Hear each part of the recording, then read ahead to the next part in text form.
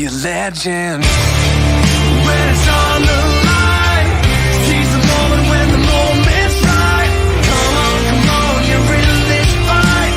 Don't ever be afraid to be a legend. Stand the test of time. Seize the moment when the moment's right. Come on, believe you're in this fight. Don't ever be afraid to be a legend. Hold up, are you listening? Focus in, we're looking to make history. Let's go, we know. Hey, good evening, sports fans. I feel so weird every time I come on the air and say, good evening, sports fans. I'm going to start coming up with a unique way, LG style of introducing this show, because we're more than just sports fans around here. We're sports fanatics, aren't we? We're super fans around here. We don't pay any deference to coaches or teams or anything like that. We just do our thing. That's us. We just do our thing. We are super fans, just like the rest of you guys. And we're going to talk about what we talk about, and everyone else. I just hope they tune in and pay attention, because I think what we do here is truly unique. So it's Tuesday night during the off season. We combine the two shows, PreGame Blitz and Around the Nation on the Viking Nation Live. All of it is presented right here on Tuesday nights at 7 o'clock. So we hope that you'll continue to join us just for a few more weeks, and then we'll break out into our two-show regular season format. Do you know why? Because there's only 45 days left until kickoff. Can y'all believe that? There's 45 days to kickoff. That's it. We've been waiting since December, and here we are on the eve of a brand new high school football season. Everybody should be getting into that's one of the things I love about the 4th of July, other than celebrating the birth of our nation, right? The day after, my focus really starts to hone in on the upcoming football season, and that's what we're going to do. Hey, before I bring our super fans on to the show tonight to talk about all the things that we're going to talk about, because we got a pretty good show for you tonight, if I do say so myself, I want to go ahead and thank our sponsors. Start off with our title sponsor. This is the PreGame Blitz, presented by Pepsi Bottling Company of Valdosta. You guys recognize all the brands. I've redone my studio a little bit. I've moved all of the Pepsi products here and right there. Right. So we're trying to change it up a little bit to keep you guys focused on our set.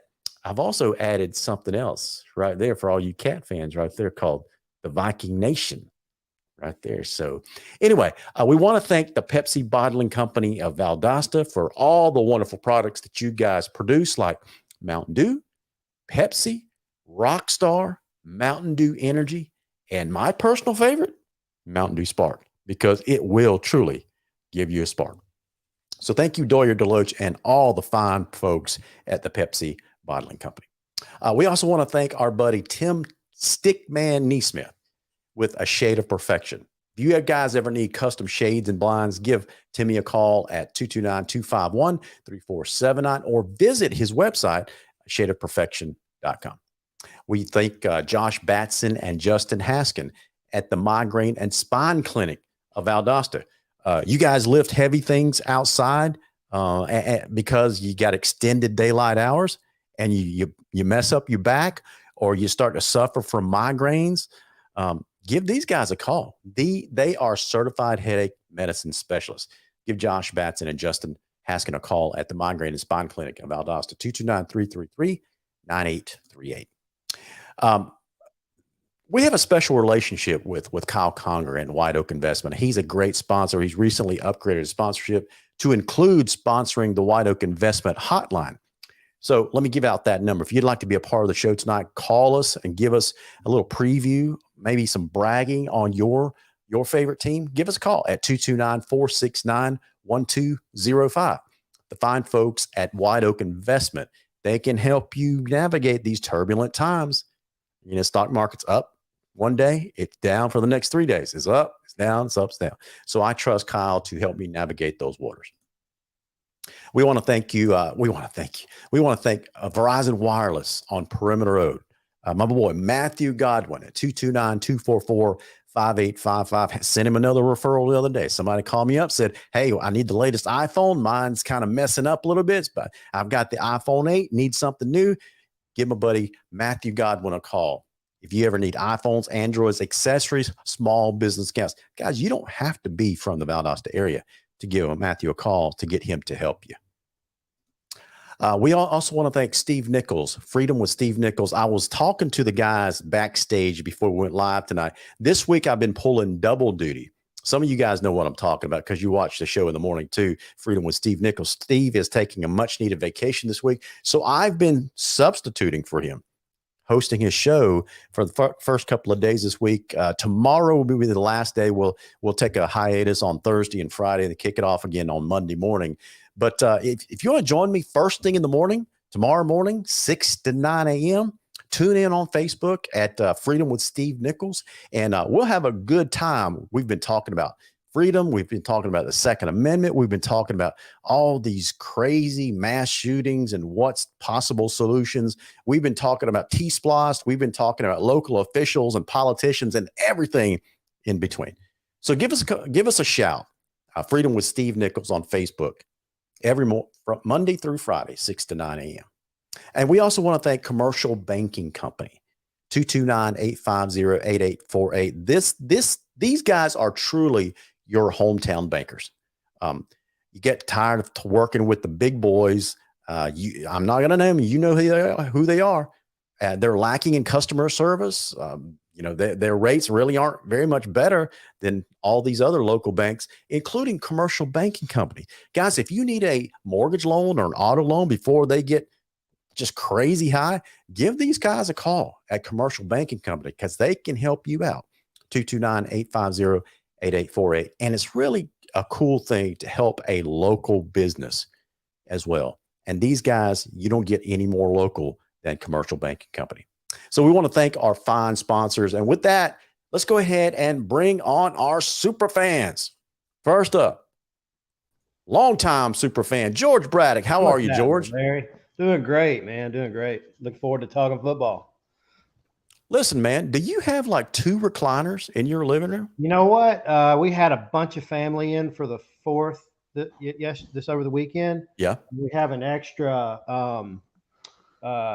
love seat, so we just brought it in to the mix so we could all just gather around and do our 4th of July thing. Gotcha. So it was great. We just haven't taken it back yet. Putting it where I hear you, man. I hear you. Listen, I know a thing about furniture because recently I had to buy new furniture. My son Matthew, he graduated from VSU a few months ago and decided to move out on his own. It was time, right? Moved out on his own, got in an apartment. So he didn't have any furniture. So my wife says, hey, Matthew, why don't you just take our furniture? And I'm thinking, well, but it's our furniture. She says, well, he needs it. And I agree. Being a dad, it's like you want to help your kids out. Yeah. So, we gave him the furniture. Well, that left us with an empty living room. So we had to go out and buy new furniture. And if memory serves, your wife conveniently scheduled a family get together with your family coming in. Absolutely. That was a great motivator to go ahead and get that furniture brought in. She did do it like that. I remember him saying that. Chase, are you recruiting people for the show? Are you in a big box store? What are you doing that? Man? We're going to do that live on the street segment, and Chase is going to ask random people their favorite team. Yeah. I like it. Nah, this is part of that honeydew list. Honey said I better do this on my way home. So I got you. Yeah. Who said men couldn't multitask? Chase, listen, man, you should find the closest fan and ask them straight up, are you a Valdosta fan or a Lowndes fan? Next person you see. The next person you see. Hold on. Hey, man, you got a minute? Let's see who runs this town. You're a Valdosta or Lowndes fan? None. Oh, what? He said none, Larry. Oh, my gosh. That must have meant he was a Colquitt fan. He just moved here. Here, you can ask him. There you go. A Lowndes fan. Hey, all right. There you go. You're a good guy, man. You're live on the show. It's a great lounge player right there. Chase, why don't we just let you find what you're going to find, and we'll send you to the backstage, and when you get done, join us back on the show. Yeah. All right. Now, that was a show first right there, man. Yeah. Dude, we should do some live on the street. You should do that with Steve's show, too. Go out and ask, like, who's your favorite Supreme Court justice, and see if they say, like, Judge Wapner, or Judy or something. Man, that kind of stuff, you get kind of nervous doing that stuff nowadays. Yeah, that's so 15 years ago, right? I know. Goodness gracious. You never know what people's packing nowadays. Yeah, man. That's for sure. Stay 6 feet away from him and ask. That's right. Abby Pearson says, now that segment with Chase was funny. Now, Abby, Chase surprised both of us. He surprised all of us. That was not scripted. That was hilarious, man. It really was. Yeah, I was like, saw dude in Walmart all of a sudden. Man, it was funny. Before the show, he was on a football field, with practice. Then he was in his truck, and now he's at Walmart. He's a busy guy. On the go. Yep. So anyway, hey George, we got a lot to talk about tonight, Absolutely. man. One of the things is, we've been batting back and forth this idea of talking about coaches, and to the point where what's the difference, George, between a good coach and a great coach? And first, before I start answering, because it's hard for me to even articulate my thoughts on it, I'll say if anybody wants to call in on the White Oak phone line and give their opinion, this is a good show to do it. Yep.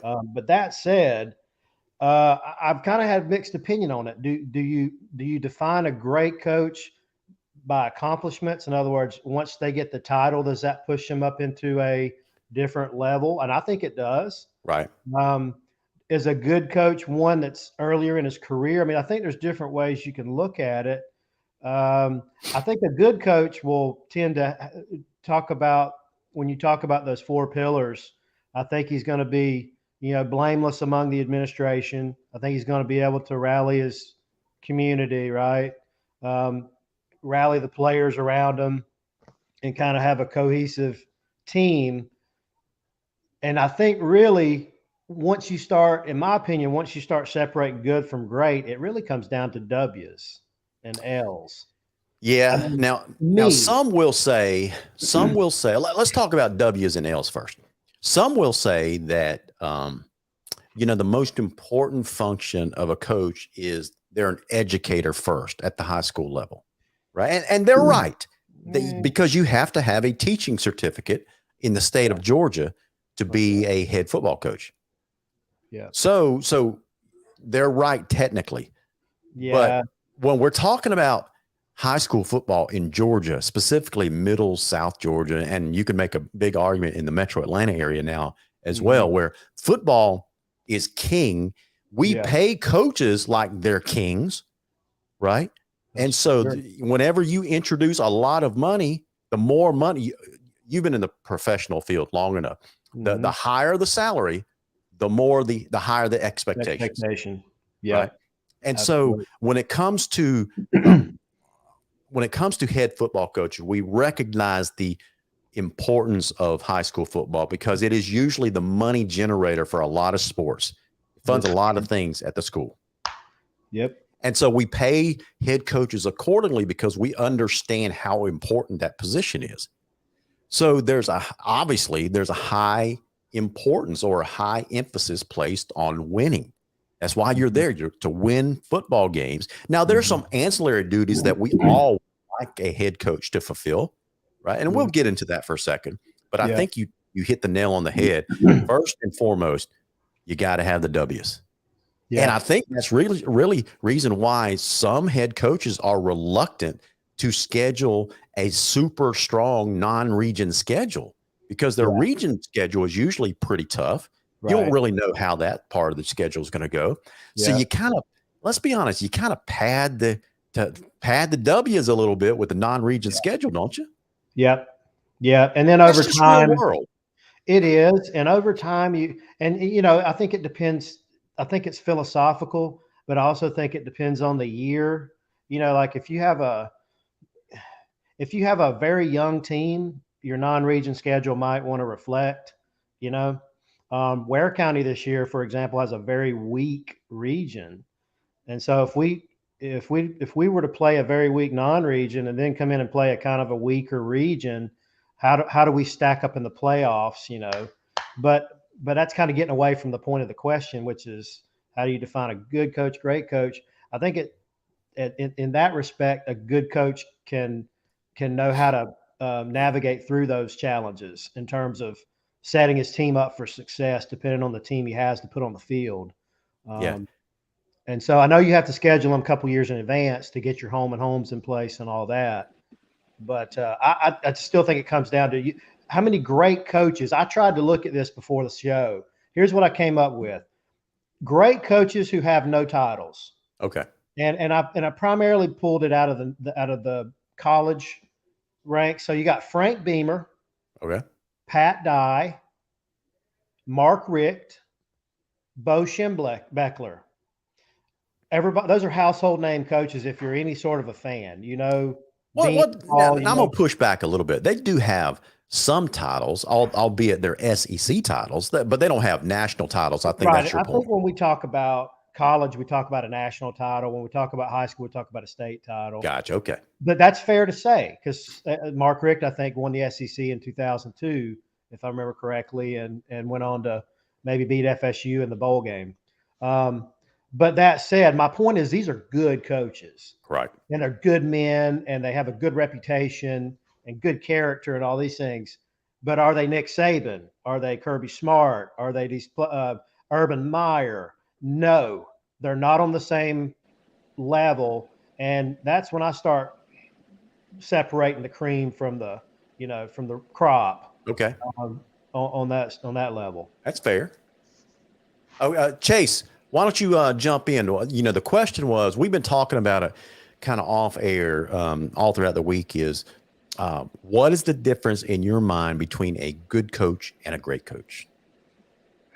That's a hard definition for me, Larry, because I feel like that good coaches and great coaches kind of run hand in hand. You can be a good coach and a great coach all at the same time and still not win a national championship or a state title, just based on winning regions and just various other things, such as getting most of your players to the next level, getting your players recruited. Now, whether or not we classify that as a good promoter of your program or a good promoter of each individual athlete, that's my opinion, I guess. But I guess he who dies with the most national champions, at the end of the day, I guess they went out. But I don't know. I can't include Nick Saban as a great coach, and I'll tell you why. You can't? No, because he surrounds himself with great coaches. Yeah. Well, that's the mark of a good coach, who he surrounds himself with, right? That's the mark of a good coach. You said it perfectly. Is Nick Saban a good coach? Absolutely. Is he great? Yeah. Okay, so George and I began this conversation talking about just in terms of wins and losses. We'll get to the other aspects of the job in a second, like getting your kids in college and character development and all that stuff. We'll get to all that. Look at that! Look at that product placement, Pepsi Bottling Company. Product placement. Look at that! Totally redeemed yourself. After nice saying Mountain Dew. Nick Saban's not a great coach. All right, so guys, if you want to join in on the fun, one guy that I'm assuming it's a guy, Georgia, someone on the comment line, Georgia coach trainer, says this: there aren't really any great coaches on any level. Man, that's a tough statement right there. That's kind of harsh, I think. Most are average to above average. It Well, also most depends would on your be. definition of greatness. Hey, Georgia coach trainer, I like that. that's a pretty strong statement that you just made there. Why don't you call in on the White Oak Investment Hotline and elaborate on what you're talking about? Because I'm kind of confused by your statement. I think 229-469-1205. Give us a Great call. We would love to refrigerator, pick your though. brain on what you just said. Let me throw this at you. Okay. All right, I believe that great coaches died out with the likes of Bobby Bowden, Joe Paterno, Schnellenberger. What was the Jimmy Johnson? When those guys left, Mike Ditka, all those were great coaches. Those were coaches that inspired you and wanted you, and you achieved greatness based on what they put into you. They also had titles. They did have titles, but they had titles based on how they could coach, because those boys could flat out coach. Yeah. And if you remember right, coaches back then, they drew a line in the sand, and you didn't cross it. You show me a coach now that can draw a line in the sand and tell an athlete don't cross it. Yeah. So here's a couple of comments from some fans. Luann Batterman Curlin, I think I said her name right. She says, good coaches get you there. Great coaches win it. Okay. That's a good statement. That's fair. That's a concise point. Well, right. I think it's So well said. so I think Luann's hitting on the point that I think George was trying to make is, the good coaches have a lot of W's behind their name. Mm-hmm. Now, Luann is hinting at the great coaches actually have W's and state titles to their resume, right? And I fall into that camp. You can be a really, really, really good coach on the precipice of greatness, right? Yeah. But you cross that great line when you add a title. Like I was not a harsh critic, but I was a critic of Kirby Smart early on in his tenure at Georgia, because he had the potential to be a good coach, and then he started recruiting well and winning, but then he kind of got stuck, and Alabama was a stumbling block to him. So he was a very good coach. And as soon as he won that national title, I went on Facebook and I said, Kirby Smart is now officially a great coach. Yeah. And what he's building. And it's not a one and done, like, for example, Gene Chizik. Yeah. And a lot of people listening maybe go, who? Well, remember, he was at Auburn, and he had that one somewhat of a decent player named Cam Newton. Right. And he got that natty. Without Cam, he was pretty much done within a year or two. Yeah. And he's on the SEC network, maybe doing commentating or something like that. So so I guess what I'm saying, everything has an exception, but a title doesn't necessarily mean you're a good coach. Sometimes you just got gifted just unbelievable generational talent at that level. But generally speaking, and I think over 90% of the time, titles follow great coaches. That's right. That's right. Okay. Now, Abby Let Pearson me- has a different take on it. Abby says this. She says this: good coaches teach you how to win games. But she adds this other aspect of coaching into it by her statement, by saying great coaches teach you how to win at life. That's a fair statement. Yeah. I don't disagree with I don't that. necessarily agree with her in terms of wins and losses, because I think the highest priority that a head coach has. Now, I'm not talking about assistant coaches or anything. I'm talking about the head coach, the head guy, right? That's right. The highest priority, the reason that he is hired, first and foremost, is to win football games. Mm-hmm. Right? Am I way off base? No. I don't think I am. No, The way he goes about it in terms of assembling his staff and his culture and things like that, I think was where you see the cream rise. Right. And a compliment. Maybe you got a defensive-minded coach who brings in an offensive-minded coach as an OC, maybe Monken to Kirby Smart, for example, and has enough restraint to let Monken run his show. I think we saw that happen in 2021 where we took a walk-on and won a natty. That's right. That's right. So there's an example of it. It's not the example, but it's one example. Yeah. Well, let me ask you this. and this is going to be at both of you. Do we consider Randy McPherson a great coach? Yes. Okay. What about Alan Rodemaker? Yes. Rance Gillespie? No. But he's He got has a a title. title. But he's got a title. Well, you have a point. I was thinking at the highest level, but you have a point. I mean, because you talk to people, you talk to the guys that played under Gillespie, they'll tell you he is not a good coach at all. At the highest level, he did not get anywhere near it. But you're right. He did win a title at a low level. And according to that definition, he is a great football coach. I don't think he was a good 6A coach, or I shouldn't say that. Let me take that back. That was a harsh statement. I think he was a good coach. He wasn't a great coach at Valdosta. Yeah. I'll agree with that. Now, 'cause you had to do something to get there. So, but if you take the local guys out of it, let me give you another example of what I'm talking about. Rick Tomberlin. He won a lot of titles at a lower level school. Yeah, what was it, Washington County or something like that? Yeah. And so he goes to both Lowndes and Valdosta and lays an egg. Yeah. Then he goes to, he resurrects his career, goes to Baxley and resurrects that program, takes them to levels that they hadn't been in a while, right? That's right. And so to me, Rick Tomlin was a great football coach. Because he did have a lot of titles behind his name, and he won a lot of games. He just couldn't win at specific schools for whatever reason. So does that fall into his judgment that he didn't realize or did he just try and realized he was better at the 3A-ish level and went back to where he was successful? I guess you could argue that too, because I don't think, Jordan Mullis is over in Appling now. Yeah. And I think Tomberlin was I think they had their share of him over in Baxley.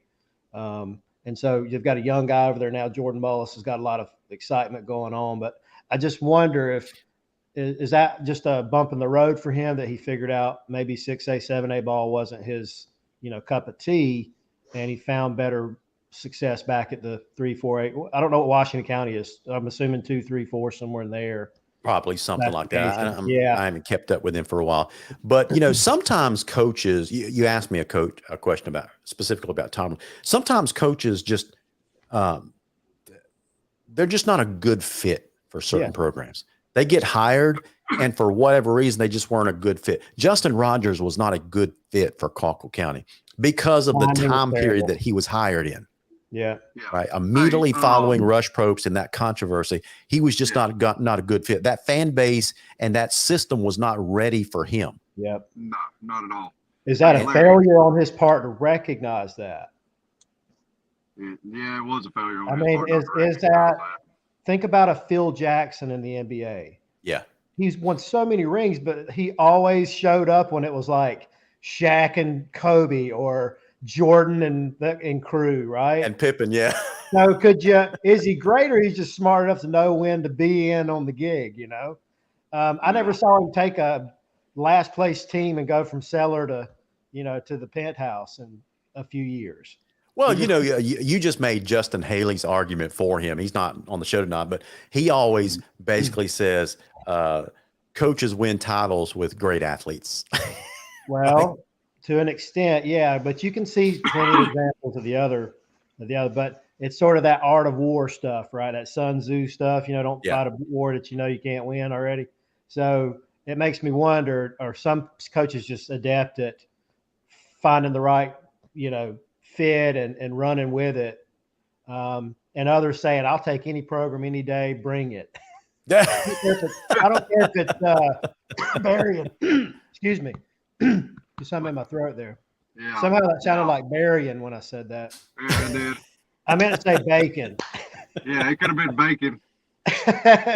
Yeah. So Jimbo says we need more Justin. That is the first time I've ever heard someone utter those words. No. Hey, check your temperature, sir. You might be coming down with the. Yeah, he needs to go get tested for something. That dude needs an MRI and a CT or something. Hey, Larry, put Michael Broadwater's statement up on the screen.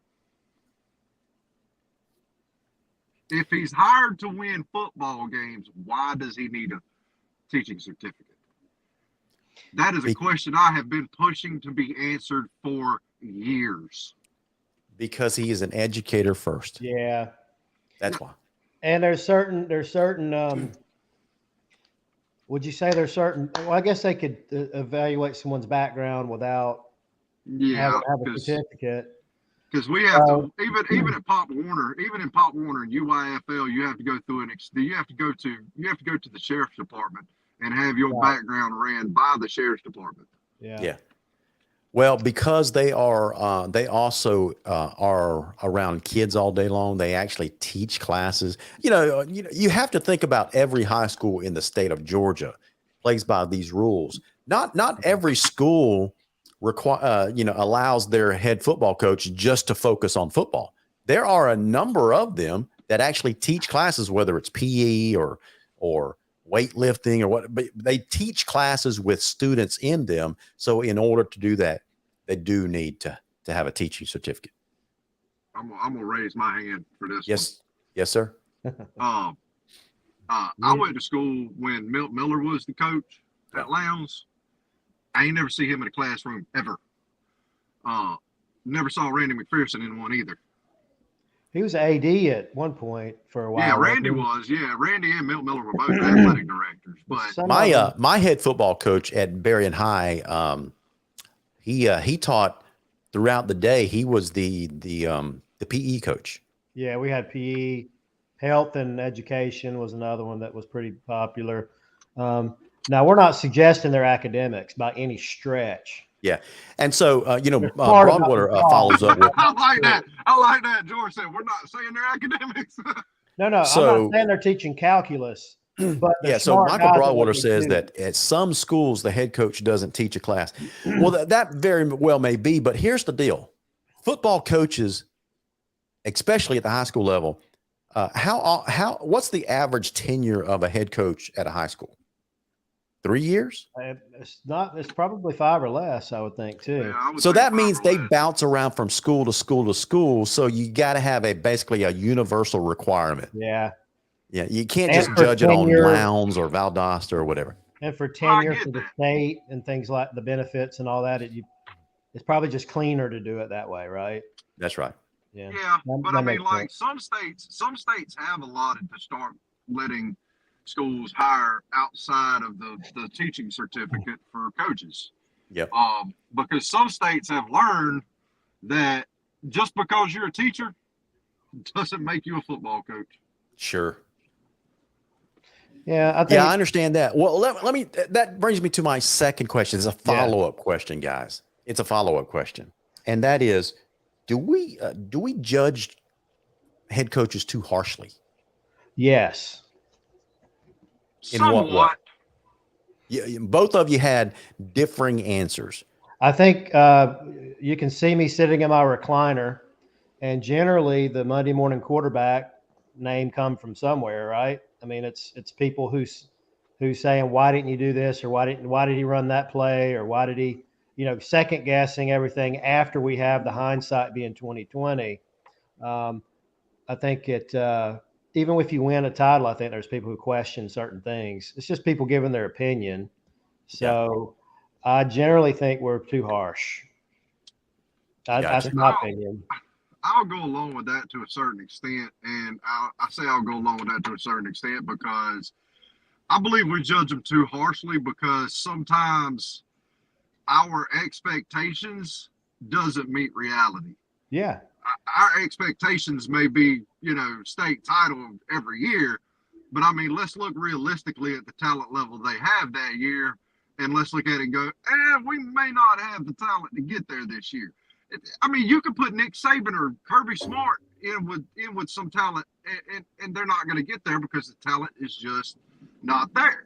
Right. But as fans, let's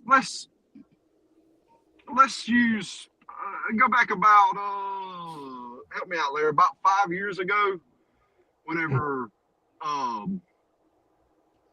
somebody crapped the bed in the state title game.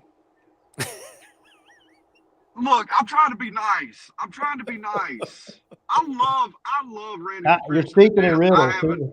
have an immense amount of respect for the man. I really do, and I think the world of him. But I mean, I call it like I see it, and the man literally crapped the bed in the state title game. Okay, you had all the talent in the world to win it. Now, if you want to judge that harshly, by all means, absolutely, because it was there. But if a coach gets there and he just doesn't have the talent to win it, and you can call it luck, you can call it a Cinderella story, you can call it whatever you want to call it. You can call it the football god shining down on you. Just be realistic. He may not have crapped the bed. He may just have ran up against a more talented team. All right, so let me push back on you a little bit when it comes to that title game against Marietta. You forget how loaded Marietta was that year? You're talking about 2019 then. That's 3 years. Okay. We were the better team. We were the better team? Eric Gilbert was like Shaq around playing with like middle school people. You go back and take a look at those rosters and compare the legit D1 athletes that Marietta had all over the field. Oh yeah. And who was our highest rated guy? Was it Marietta or was it Milton? The championship game was against Marietta. A different game, because it was only 3 years ago that Marietta won that title in 19. Yeah, I'm thinking about the game when we had Ja'Cory Brown, we had Thomas Davis, we had. I think that was a year. It was only like a 9-point game, like 17-9 or something score. Yeah, I think it was McPherson's last year, maybe. Yeah, that was the state title game against Marietta. Okay, when we come out, we played the second half entirely different than we played the first half. Entirely different. We played the first half like we did the second half. We win that game. So that's an example of. Do you think you're being too critical or highly? Because the question was. No, that's spot on. Okay.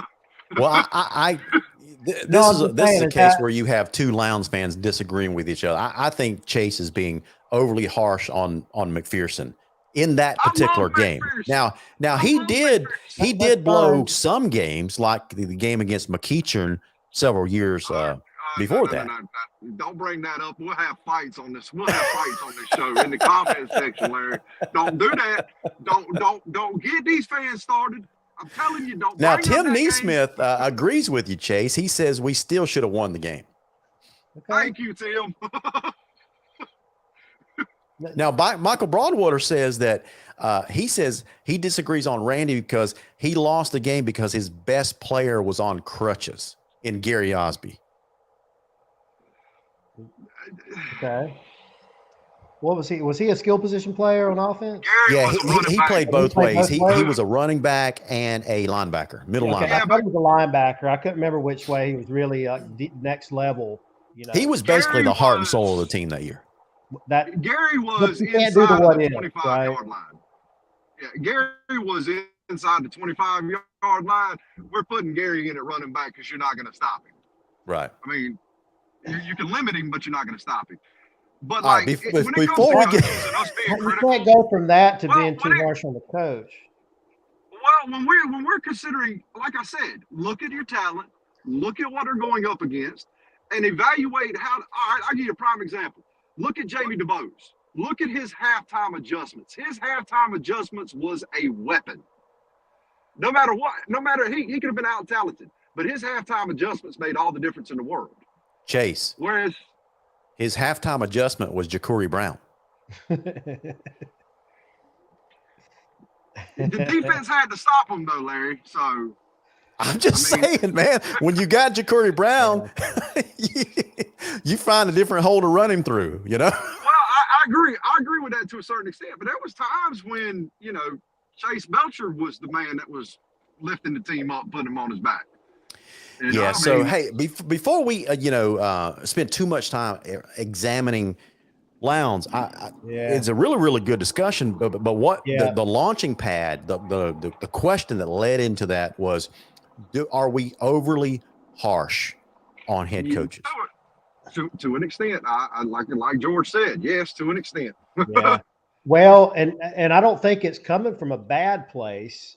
I think you're hearing two well-intentioned people disagree right here with Chase and you Absolutely. and maybe Tim, but it's born out of passion and excitement for the game and Yep. and how much interest.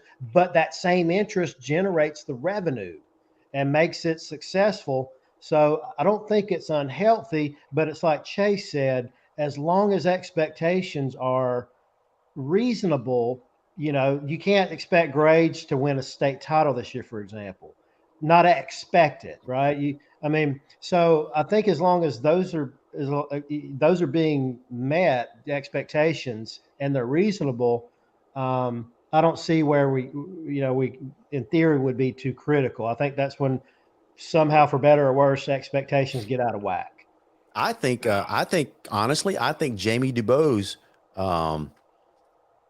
I think he was treated too harshly by our fans. Were they expecting him to have more success than he did? Yeah, the expectations were super high. He got hired coming off the heels of a state championship game. Mm-hmm. There was a lot of hype behind Jamie DuBose. He had won 3 state titles in Alabama recently as well. He was hyped as a offensive mastermind. So there was a very high expectation placed on Jamie DuBose and what we thought he could do with the Lowndes offense, given the talent that we have at the skill positions year after year with the speed and the size, that kind of stuff. But I think the Lowndes fan base just translated that on the field. What they saw with their eyes was still the quarterback and Ja'Cory Brown was getting most of the touches, most of the carries. So I heard from a lot of different Lowndes fans was he's running the same offense that Randy McPherson ran. But it wasn't. It was entirely a different offense. Right. But, the end result was Ja'Cory was still running the ball a lot. Yeah. Same playbook. It was a tweaked offense. It was a tweaked offense that Ja'Cory was already comfortable with, that Jabose came in and said, look, I don't have this kid but for a couple of more years. I don't want to make any drastic changes because I don't know if he can adapt fast enough. So we're just going to leave it as is. I'm going to run what we brung, and we're going to live with the results. Then when Ja'Cory's out, I will implement my offense with a whole entirely new group. Right. Was he implementing? Is it possible to implement a different offense? That was the game plan behind DuBose.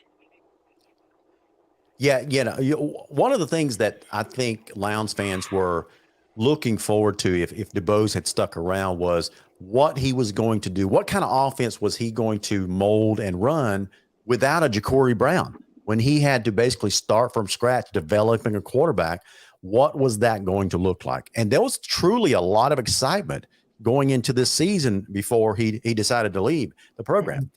But back to the main question, are we too harsh on head coaches? I agree with I think we are as a fan, but I'm not talking about us three, but I'm talking about fans in general. I think in general we are Too harsh on head coaches. I think certain fans have earned. I think certain fans have earned the right. Chase, I think certain fans have earned the right to be harsh. Ex-players, former players. I think they have an extra special right to be harsh because then they bled on that field, right? So whenever you were a warrior part of the game, I think you have an extra right to because you truly know what's going on. Yeah. You truly know what the coaching potential is and all that stuff. So I think they have a right to be harsh. I think ex-players from other programs have a right to be harsh. Other coaches have the right. The casual fan that's never played the game, that really doesn't understand what's going on, I'm in the camp where I think they just need to cool it a little bit more. Just because they truly don't know what's involved with the game. They just show up I'm talking about the casual fan. They just show up on a Friday night. Yeah. They pay their $10, $12, whatever it is for a ticket and expects a win every Friday night, not knowing what the injury situation is, or maybe you just had an assistant coach lost their their mom, and that's a key skill position coach, and who wasn't there on a Friday night. You know, the casual fan doesn't understand all that stuff. They don't really care. They just want a W. And that level of interest should be commensurate with their level of involvement, right? That's you right. shouldn't get up there and run a big fat mouth on the internet when you don't know what you're talking about. But unfortunately, there's a lot of ignorance and arrogance out there. It's a bad combo. Yeah. But yeah, that's where I think I think we all have that mind's eye of that fan, right? Yep. That scant attention to the program, like you said, buys a general admin ticket, comes in, and they're telling everybody around them what's wrong with the program. They've diagnosed it within a quarter or two. Yeah. Hey, we got about 13, 14 minutes left. You know, Michael Broadwood, I really didn't think about this, but he brings up an interesting question. I'm gonna put this question on the screen. Are we too harsh on assistant coaches? I don't think the general people know anything about the assistants. Maybe super fans could say I don't like so and so, but I don't. Who knows a lot about an assistant coach? I mean, you could argue about your DC. You know, if you have a weak secondary or D line or something like that, you might say, well, that's the defensive coordinator. I think you hit the nail on the head right there. Not necessarily the position coach, because most fans don't know who the DB coach is or the offensive line coach, but they do know in modern day football. I think most fans do know who the offensive and defensive coordinators are. Yeah. Yeah. Wow. You know, right or wrong, Mark Hurt was, he was treated badly by the Lowndes fan base. To be honest with you, he really was. And, those guys are pouring a lot of time and a lot of sacrifice with not a lot of money to follow. That's right. Do that. And for the casual fan to come down hard on them, yep, that's pretty bush league, Yeah, absolutely. You're singling out a quarterback coach or a wide receiver coach who may be 25, right? Just getting started and coaching, and is out there pouring himself out of these athletes in South Georgia heat, and then take that kind of tail whipping from a guy who. Let me give you an example of what I'm talking. Errol Fender, Lowndes fan, says, yeah, we are too hard on assistant coaches. By the way, our defensive coordinator was terrible last year. Well done, sir. That's a free T-shirt. Touche there, Errol. Touche. Yeah. Jimbo says, we were just talking about that. He says most fans don't even know what all is involved in the program. True statement. Yeah. True statement. Yeah. So, we have a shy fan base to this program. We have a lot of people watching and a lot of people commenting, but not very many people actually call in. So I think I'm going to rename this to the White Oak Investment Comment and Hotline. Yeah. Yeah. Fair enough. But wait, I think our fans are just maybe scared to talk to us, Larry, because maybe we're just not inviting enough. But maybe so. Kind of circling back to the expectation question. Yeah. I would love to hear from the Coffee fan base. At the Douglas area. What are your expectations of a guy coming from with what's he have, 4 titles, and Coffee hasn't gotten one yet? Right. What are your thoughts? What are you thinking this guy's going to do? You've got athletes every year. You've got offensive and defensive lines that are massive. Sure. Pretty much perennially. You've got some scrappy skill position players perennially. What are your expectations? What if this guy comes up and you bow out in the second round a couple years? Exactly right. Are they going to be calling for his head? That's a great question, because Coffee got that in Robbie Pruitt as well, because he'd won several titles down in Florida. Yeah. He went to Fitzgerald, got close there, never won a state title in Georgia, went to Coffee County, and they had some high expectations for him there. Mm-hmm. He got close there, but never really won a state title. If you ask people in Douglas, I think they'll tell you Robbie Pruitt was a great coach. Yeah. Is he the Dan Marino of this conversation? Hall of Famer that never got a Super Bowl. He could be. I'll piggyback on that question. Hey, George. Yeah. Somebody's got a message for you. I think it's a Coffee fan. He says, don't you worry about that. Worry about them Gators. Oh, it's gotta be. 35-3. That's my comment back, but I'll be happy to roll out the Gators. There you go, Glenn Reed Hodges. Hey, I'll hey, give I'll you whatever that's called piggyback. too. I'll piggyback on that, as well as coffee fans. How about Valdosta fans? Yeah. Realistically, what are their expectations for Shelton Felton? Yeah. Fair I mean, question. that run heavy offense. Really, what is their expectations? I don't know. I would guess that it's pretty high. Well, listen, we had Sam Horns, Valdosta superfan, on last week or the week before, and I asked him point blank, what do you think Valdosta is going to do this year? He says Valdosta is either going to win the region or come in second place. That was his expectation. Now, see, now there you go. That's lofty.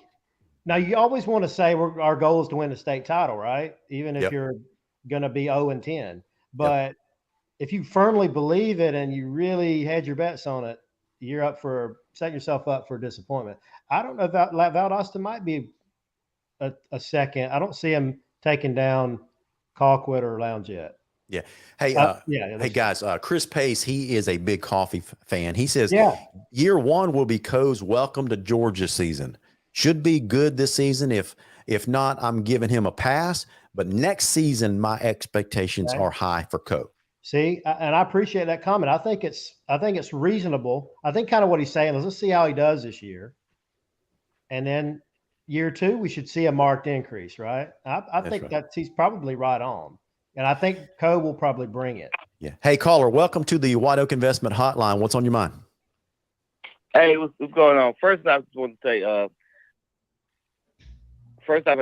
I love the show. I try to catch it every week. I try to comment. This is Armand in the comments.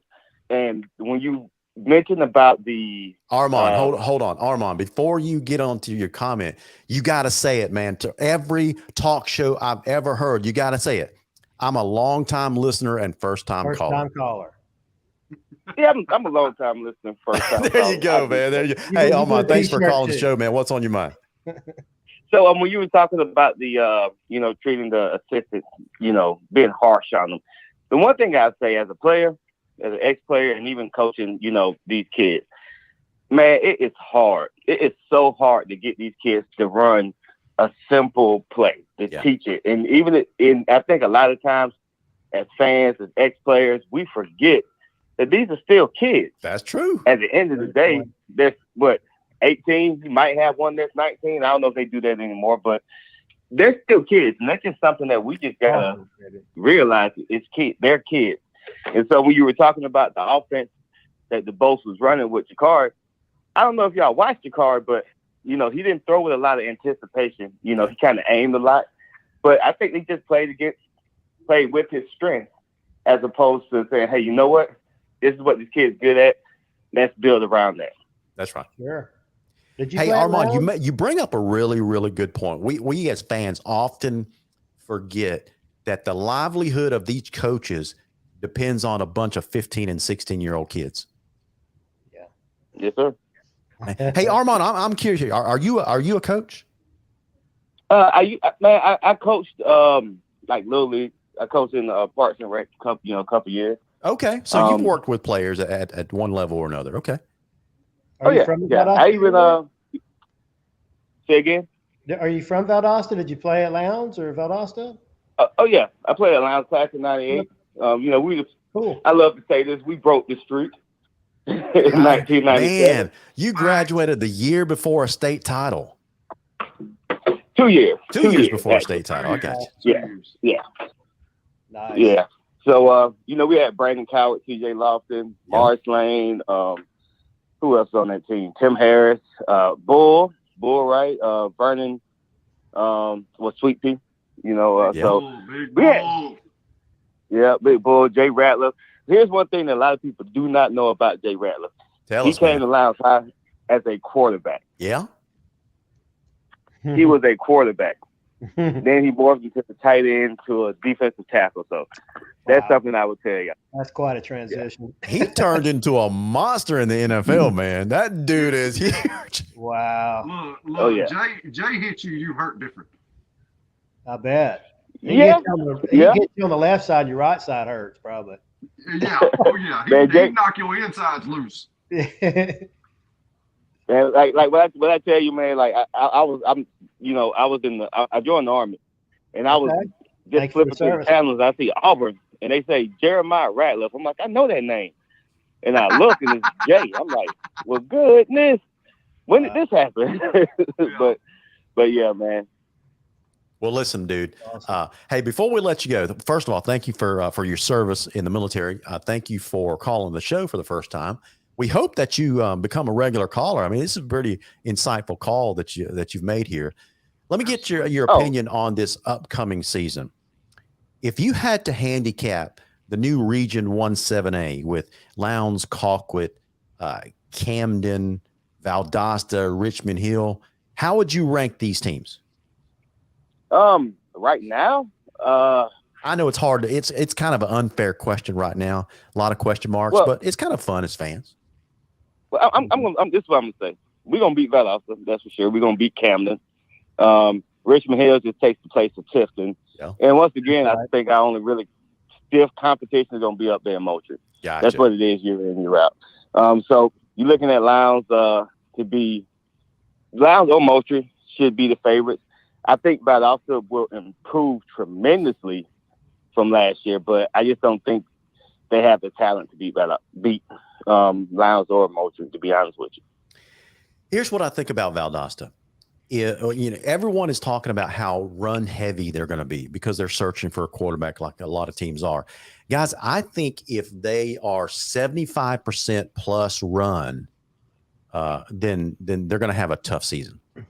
If they can diversify that offense a little bit and get it around 65-35 or 60-40 run versus pass, I think they got a shot to be really, really good. Do you think with their defensive front, apparently they're big on their defensive front seven this year, and they can control the clock if they're running the ball? You don't think they'll win ugly a lot? Could be. I think if they can run, that may be their, look at Pierce. Yeah. And down in 2A now, they're over 3A. They won ugly. That was the most boring offense I've ever seen in my life. Oh my But God. they were effective. And I know that's 3A versus. Yeah. I'm gonna go against the grain here. Against my own grain at that. Do I believe that Valdosta can win being run heavy? Yes, in Region 17A. They won't win outside of it. With a lot of talent in the metro area, especially with Mill Creek and Buford and Grayson waiting on our region champ. Yeah. You're right. You can win the region. You can win Region 17A running the ball and never throw a pass if you got the talent to do it. But you're not going to win anything outside of Region 17A. All right. Well, I agree with you, but I will say this though, right? You can win, like you said, you can win on all levels just running the ball and controlling the top. Regardless of how the game has changed, it's still one in the trenches. So whoever can control the clock, control the trenches, and don't turn the ball over, then you're money. It's going to be really hard to beat any team on any level. I will say that this is what I'm with you guys where you say it's 60-40. You got to get a 60-40.